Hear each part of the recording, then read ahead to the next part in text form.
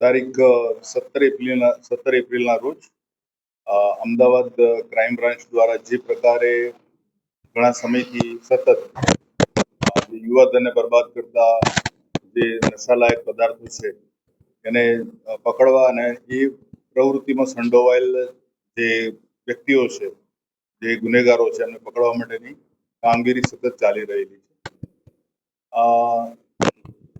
Joint police commissioner Shri crime branch તથા નાયબ police commissioner Shri crime બ્રાન્ચની સૂચના મુજબ અલગ અલગ ટીમો અલગ અલગ દિવસોએ અલગ અલગ સ્થળોએ આ પ્રકારે એક પ્રકારનું સતત પેટ્રોલિંગ અને સતર્કતા રાખી રહેલા હતા. એમાં જે ક્રાઇમ બ્રાન્ચની ટીમ જે છે એ ટીમ જ્યારે ભાટ ગામમાં એમને જે પેટ્રોલિંગમાં હતા એ વખતે એક સ્વિફ્ટ ડિઝાયર ગાડી અને એક બુલેટ મોટરસાયકલ ઉપર કુલ 4 માણસો જે રીતે વાતચીત કરી રહ્યા હતા. તો સ્વાભાવિક છે કે પોલીસ એને તપાસે અને તપાસમાં જ્યારે નજીક ગયા ત્યારે અંદર જે બેઠેલો વ્યક્તિ હતો એણે જોરથી બૂમ પાડી કે પોલીસ છે અને તરત જ એમણે ગાડી ભગાવી. આ જે ગાડી ઉભેલી ગાડી જ્યારે ભગાવી એમણે ત્યારે જે ત્યાં પેટ્રોલિંગમાં હતા ક્રાઇમ બ્રાન્ચના પીએસઆઈ શર્મા તથા એમની સાથેના પોલીસ કોન્સ્ટેબલ રમેશ, આ બંને જણાએ ગાડી રોકવાનો પ્રયત્ન કર્યો. એમાં જે રમેશ છે ગાડીના આગળના ભાગે હતો એટલે એ ગાડીના ધક્કાથી ઉછળાઈને પડ્યો. ગાડી પકડી રાખી એટલે થોડો ઘસડાયો છે, એને માથે પણ ઈજા થયેલી છે. આ વખતે જે પીએસઆઈ શર્મા છે એમણે હિંમત રાખી અને કારનો દરવાજો ખોલી જે વાહન ચાલક હતો એને પકડી લીધો.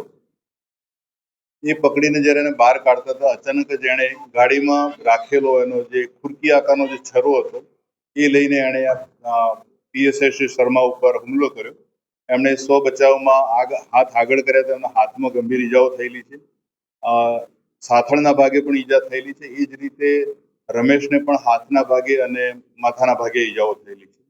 આ જે ટીમ હતી કુલ 5 લોકોની હતી. એક પીએસઆઈ અને 4 માણસો હતા. ખાનગી વાહન અને મોટરસાયકલ ઉપર આ પેટ્રોલિંગ ચાલી રહ્યું હતું. આ વખતે જે બુલેટ મોટરસાયકલ પરના જે 2 માણસો હતા એમને બાકીના માણસોએ પકડી લીધેલા, પણ ડ્રાઈવરની સીટમાં બાજુમાં બેઠેલો જે માણસ હતો એ ભાગ્યો એટલે આ ટીમ પૈકીના એક પોલીસ જે કોન્સ્ટેબલ છે એની પાછળ દોડી ગયેલા. આ ઝપાઝપીને જે પ્રકારનો જીમલેણ હુમલો હતો પણ પોલીસ ટીમે ખૂબ જ હિંમત રાખી અને સમય સૂચકતા વાપરી અને આ બંને જણને કબજે કરે જરૂરી બળ વાપરી એમના હાથમાંથી આ ઘાતક હથિયાર પણ છોડાવ્યું અને એને પકડ્યા પછીની જે પૂછપરછ થઈ એમાં જે આ વાહન ચાલક હતો અને જેણે હુમલો કર્યો પોલીસ ટીમ પર એનું નામ છે કાળુભાઈ રાજુભાઈ ડફેર, જે મૂળ રાજપુર, તાલુકો કડી, જિલ્લો મહેસાણાનો છે.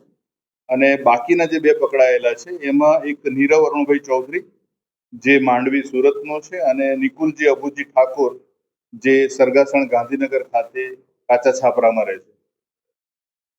પ્રાથમિક પૂછપરછમાં જે પ્રકારની માહિતી મળી એમાં જે ભાગી ગયેલો વ્યક્તિ છે એનું જે નામ મળ્યું છે એ કલ્પેશ ઉર્ફે કમો પરમાર. એ છત્રાલથી એટલે કડી પાસે જ રહે છે એટલે આ કાળુ ડફેરના સંપર્કવાળો માણસ હતો અને આ કલ્પેશ જે છે, કલ્પેશ ઉર્ફે કમો, એ આ જે એમડી ડ્રગ્સનો જથ્થો જે છે એ જ લાવ્યો હતો અને ડફેરને સાથે રાખીને 2 જણ સાથેનું ડીલિંગ કરવાનું.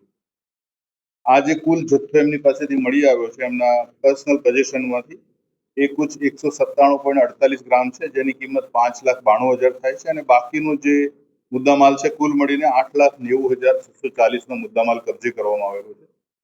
આ તમામ જે પકડાયેલા આરોપી જે છે એ પૈકીના 3 આરોપી એટલે જે ભાગી ગયો છે એમના વિરુદ્ધ એટલે કુલ 4 આરોપી વિરુદ્ધ એનડીપીએસ એક્ટ હેઠળની વિધિ જોગવાઈઓ મુજબનો ગુનો નોંધવામાં આવેલો છે, જેની તપાસ હાલ ચાલી રહેલી છે. આ તમામ આરોપીઓને કોર્ટમાં રજૂ કરતા નામદાર કોર્ટે 4 દિવસના રિમાન્ડ પોલીસ કસ્ટડી રિમાન્ડ પણ આપેલા છે. અને જે પોલીસ ટીમ પર હુમલો કર્યો અને જેણે ગંભીર ઈજા પહોંચાડી છે એ કાળુભાઈ ડફેર વિરુદ્ધ ભારતીય ન્યાય સંહિતાની કલમ 109(1) અને 121(2) મુજબનો અલગથી એક ગુનો દાખલ કરવામાં આવેલો છે.